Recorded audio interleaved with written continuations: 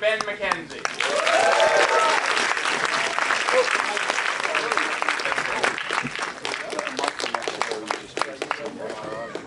Now we have some more people. This is an amazing member of the cast, and an amazing cast. Ladies and gentlemen, Miss Jada Pinkett.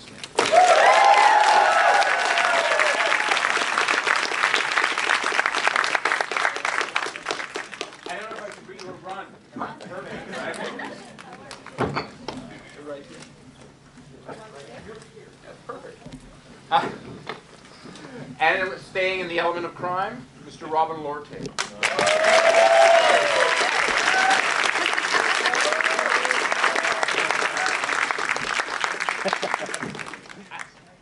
You know her, it's Cat Girl. Just say hello.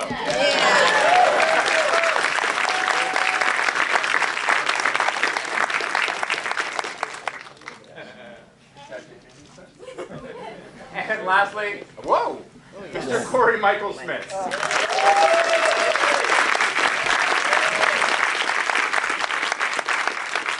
the best dressed man in the room. Undoubtedly the best man.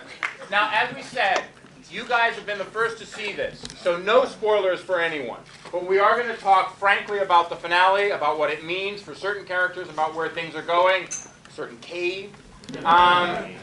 But please, no spoilers. Let's save this for everyone else who gets to see it on Monday. Deal?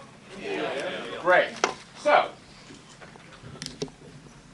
well, what the hell? I know. What the hell?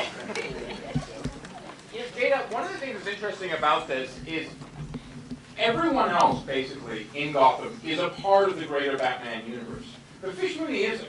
Fish Mooney was a character that you, Bruno, and the guy, you guys created. Mm-hmm. So give us a sense about how that was, creating this character, going into a world where, everybody knows what he ends up doing. Everybody knows what he ends up doing. But your character is a wild card. It is a wild card. And I think that's what has made her so fun, and I feel so blessed to be able to work with someone as brilliant as Danny, to have such a collaborative team, and that I was given the opportunity to participate in helping to create this character. But I mean, I think we were able to have a lot of fun with her and take a lot of chances with her because she was created for its own. And such a strong female character.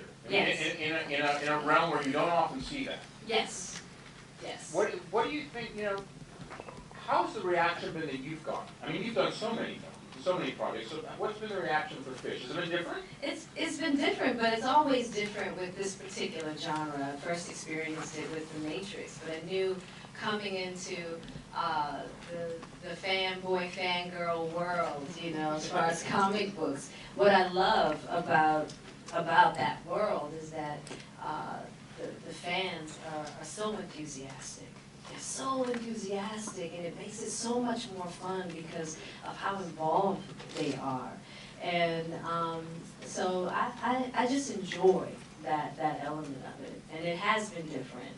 They wait for you.